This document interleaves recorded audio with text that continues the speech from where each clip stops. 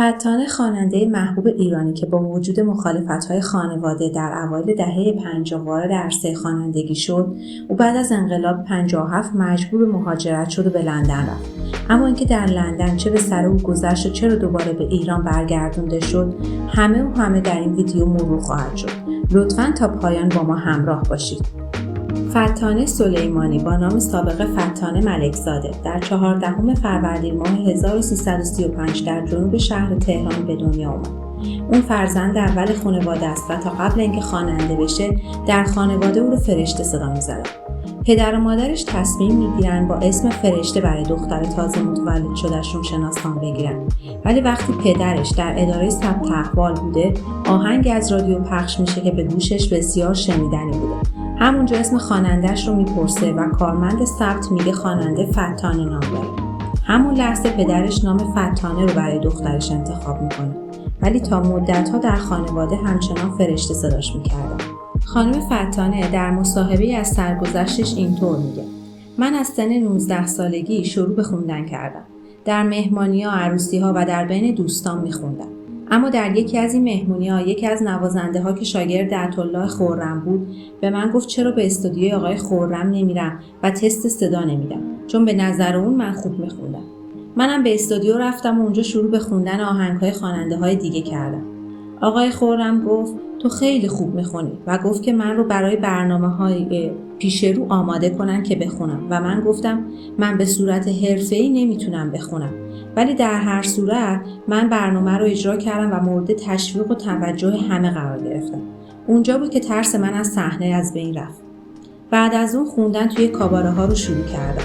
بعد از چند مدت یک شب آقای کاووسی مدیر یکی از کلاب‌هایی که در اونجا اجرا می‌کردم به من گفت پنجشنبه بیا اینجا میخوام برام بخونی. ولی من با دوستان برنامه‌ریزی بیرون کرده بودم و قبول نکردم. ولی اون گفت اگه بیای به نفعته، چون کسایی که اون روز میان همه کارمندای درجه 1 تلویزیون هستن. من رفتم. بعد از اجرای اول درخواست اجرای دیگر داشتم و من دوباره خوندم. و در حین اجرا آقای کیومرث شیروانبیگی که مدیر برنامه شوی پنجره ها بود نزدیکم شد و گفت بیا تلویزیون بخون. ولی من گفتم تلویزیون از آدم همه چیز میخواد به جز هنر و صدا. ولی شیروانبیگی گفت برنامه ما کاملا پاک و سالم. و اینجور بود که من با او آشنا شدم و به برنامه پنجره ها راه پیدا کردم. خانم فتانه 3 بار ازدواج کردن. در ازدواج اولشون خانواده همسرشون کاملا مذهبی بودن. البته خود همسرشون در کاباره ها ساز میزده ولی کاملا مخالف خوندن خانم فتانه بوده. برای همین با وجود داشتن یک فرزند پسر از هم جدا میشه. همسر دومشون آقای کیومرث شیروانبیگی بوده، مدیر برنامه‌های تلویزیونی که با هم 16 سال هم زندگی کردن و ثمره زندگیشون یک فرزند پسر بوده. اما از همسر سومشون اطلاعاتی در دست نیست و ایشون هم صحبتی نکرده. بعد از انقلاب 57 خانم فتانه با همسر دومش آقای کیومرث شیروانبیگی بماندن، ولی اونها رو بازداشت کردن چون همزمان با سفر اونها یک سری قوانین عوض شده بود و رفتن انگلیس نیاز به ویزا داشت و همچنین داستان تسخیر سفارت آمریکا به وجود اومده بود. در نتیجه وقتی وارد فرودگاه شدن میخواستن اونها رو به ایران برگردونن. همسرش آزاد شده بود ولی فتانه و یک سری از ایرانیان همچنان در بازداشت نگه داشته شده بودند.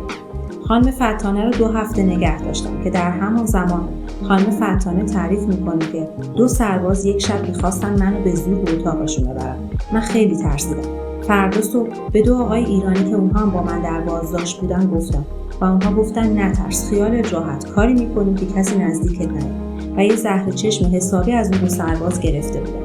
اما با همه اتفاقات در نهایت منو به ایران برگردوندن.